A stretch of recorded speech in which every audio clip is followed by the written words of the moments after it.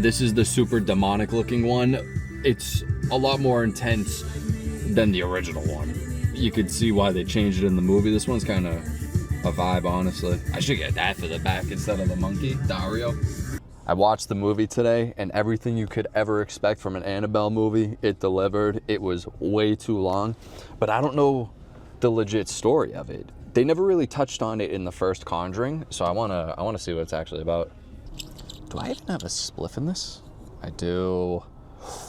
Annabelle is a supposedly haunted Raggedy Ann doll housed in the now closed occult museum of the paranormal investigators Ed and Lorraine Warren. We remember their stupid asses from The Conjuring. I wonder why it's closed.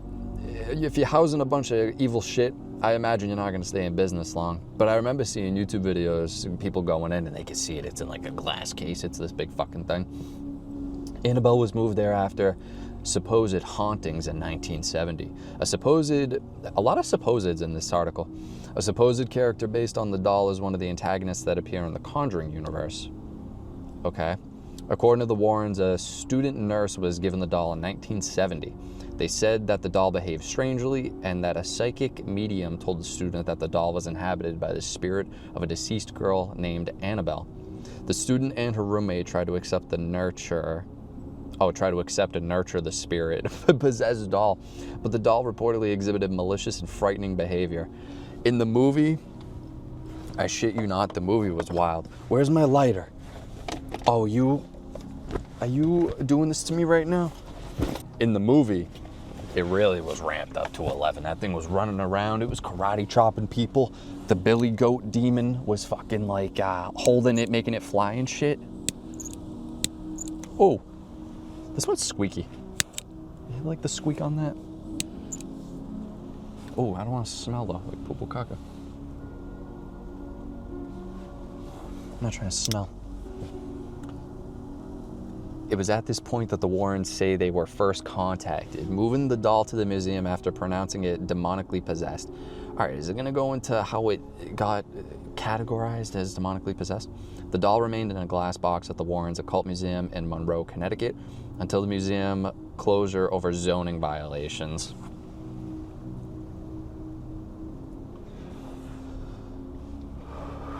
I didn't even pull nothing. Oh, there it is. You're telling me we lost all this awesome haunted shit over zoning violations? That's a different level of fucking annoying. Texas State University Assistant Professor of Religious Studies Joseph Laylock, say that 10 times fast, says most skeptics have dismissed the Warrens Museum as full of off-the-shelf Halloween junk. Yeah, until they get possessed and then they're like, oh, maybe it's fucking real. It's exactly what happens in the movie. The doctor guy, he's a doctor and he knows everything. And the wife's like, you're really fucking annoying because you think you know everything. And it takes them going after the baby for him to be like, maybe this is legit. So then they reach out to the priest. Yeah, so Laylock calls the Annabelle legend an interesting case study in the relationship between pop culture and paranormal folklore, and speculates that the demonic doll trope popularized by films such as Child's Play, Dolly Dearest, and The Conjuring likely emerged from early legends surrounding Robert the Doll. We remember Robert the Doll, for anyone who doesn't know.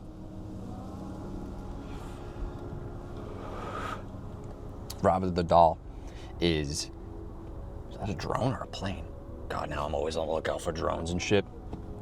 The Robert the Doll was another possessed doll, but they keep his ass locked up in Florida, which is not a good place to be locked up. Same thing, he's in like a glass case and he's fucking freaky looking. Same kind of thing. It dates back really kind of far, and the kid, they threw it in the attic because the kid was like, Robert wants to play and like all this shit. And then the mom or dad, whoever was home, and they just started hearing shit like moving around in the attic, and the only thing up there was him. So they started getting freaked out, and bad shit was happening. And like if people messed with the doll and touched it or any weird shit in the museum or like was making fun of it, supposedly like Final Destination shit would start happening to them, and they were cursed from that point on. So then people start writing letters to Robert the Doll, and this whole spiel about, Robert, please forgive me, I swear I didn't mean it. They're on their knees begging for forgiveness. As well from the Twilight Zone episode released 5 years prior to the Warrens story. Yeah, you think the Warrens are quacks? That's what I mean. Like I just watch the movies for what the movies are. I'm not really invested whether it's real or not. So I mean, yeah, you see the Twilight episode and then 5 years later you're making that up, but who knows. Story titled Living Doll, in which the character of the mother is named Annabelle. Laylock suggests that the idea of demonically possessed dolls allows modern demonologists to find supernatural evil in the most banal and domestic places. That's an interesting word, banal. It's B and then anal. That's how they spell it. Commenting on publicity for the Warrens Occult Museum coinciding with the film release of The Conjuring, science writer Sharon A. Hill said that many of the myths and legends surrounding the Warrens have seemingly been on their own doing, and that many of the people may have difficulty separating the Warrens from their Hollywood portrayal. I don't know shit about the real life instance. This is Wikipedia telling me this, and everything on Wikipedia is true if you didn't know that. Now you know.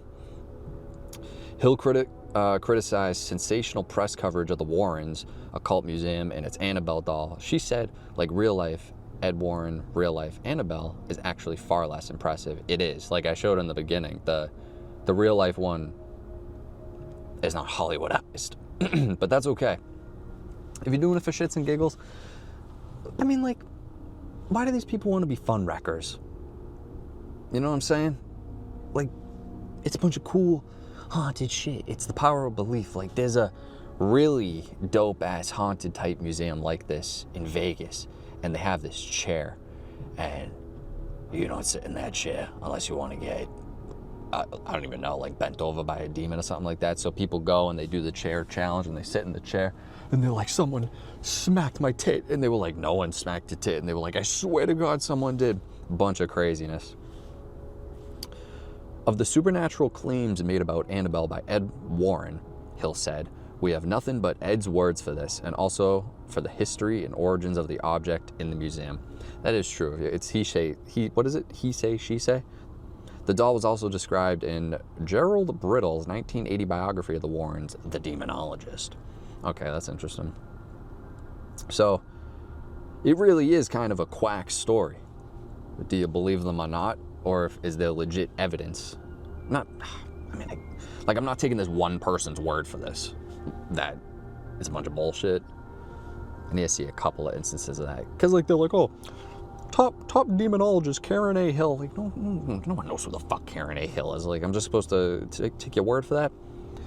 The Warrens' story of the doll served as inspiration for the Annabelle doll character depicted in the Conjuring universe, a film series. Yeah, this is going on to tell me shit that I know. Raggedy Ann. Oh wait, what about the Raggedy Ann doll? The producers did not use the likeliness of the Raggedy Ann, partially due to the potential trademark issue, and partially to make the doll's appearance more unsettling. No shit. You can tell night and day. That's really all it has to say about that. Oh, they gave a bunch of references. All right, good for you. Oh, the museum's just closed, but it's still there, perhaps? Kept in a lockbox at the Warrens Occult Museum in Monroe, Connecticut. We gotta make connections, and we gotta get to Monroe, Connecticut. I'm telling you.